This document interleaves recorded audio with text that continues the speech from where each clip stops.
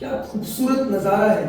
क्या आपने भी देखा मेरे साथ कि कैसे स्काई का कलर ब्लू से रेड हो गया? क्यों हुआ है? क्या इसके पीछे का कोई साइंस है?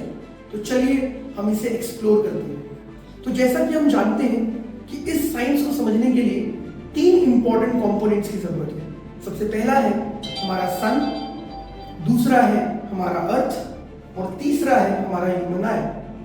फिलहाल हम ह्यूमन आई को थोड़ी देर के लिए साइड करते हैं और हमारे अर्थ को हम सेंटर की तरफ लेकर के आते हैं। अब जैसा कि हम जानते हैं कि सन की जो सन की जो व्हाइट लाइट होती है वो 7 डिफरेंट कंपोनेंट्स ऑफ कलर से बनी होती है। यकीन नहीं हो रहा है तो देख लेते हैं। यहाँ पे ये प्रिज्म है, सन की व्हाइट लाइट एंटर कर रही है और 7 डिफरेंट कंपोनेंट्स में हमें ये लाइट देखने को मिलती है, starting from red ending eight white.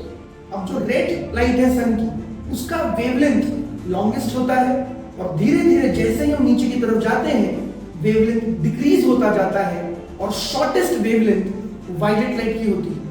अब ये व्हाइट लाइट जो सन से है वो जैसे ही हमारे अर्थ के एटमॉस्फेयर में एंटर करती है, हमारे अर्थ के एटमॉस्फेयर की अगर आप मेकिंग को समझें तो बने हैं छोटे छोटे small molecules of nitrogen and oxygen से।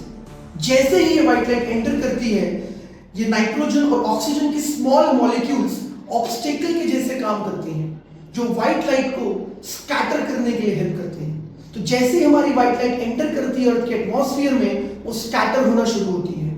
व्हाइट लाइट के जो 7 कंपोनेंट्स हैं कलर्स के, वो इन नाइट्रोजन और ऑक्सीजन के मॉलिक्यूल्स से टकरा के बाउंस ऑफ करते हैं और इसी प्रोसेस को हम स्कैटरिंग कहते हैं।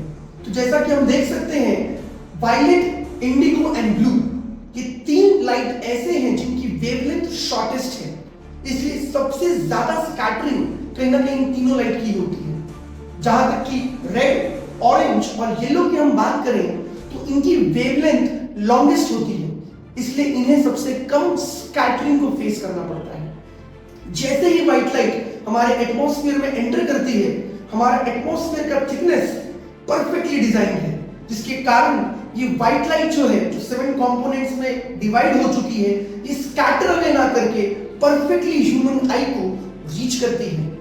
वेट, आपका भी यही क्वेश्चन होगा, अगर वायलेट एंड इंडिगो सबसे ज्यादा स्कैटर करती है तो हम हमारी स्काई को ब्लू क्यों परसीव करते हैं?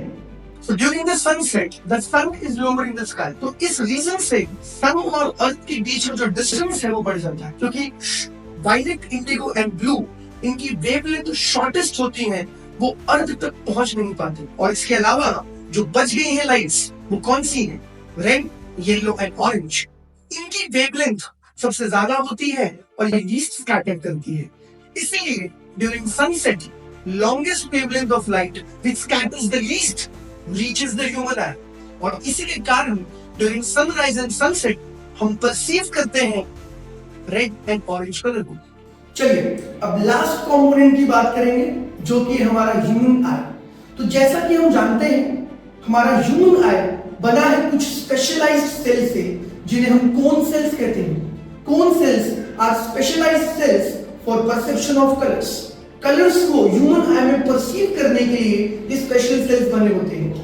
अब हमारे जो स्पेशलाइज्ड कोन सेल्स होते हैं वो बेसिकली ज्यादा सेंसिटिव होते हैं टुवर्ड्स ब्लू लाइट। इसीलिए ऑल्दो वायलेट एंड इंडिगो ज्यादा स्कैटर होता है, लेकिन हमारे ह्यूमन आई के डिजाइन के हिसाब से और कोनिकल कलर्स के परसेप्शन के हिसाब से हमें इंटेंसिटी जो है वो ब्लू लाइट की ज्यादा महसूस होती है, इसलिए हम परसीव करते हैं स्काई को ब्लू।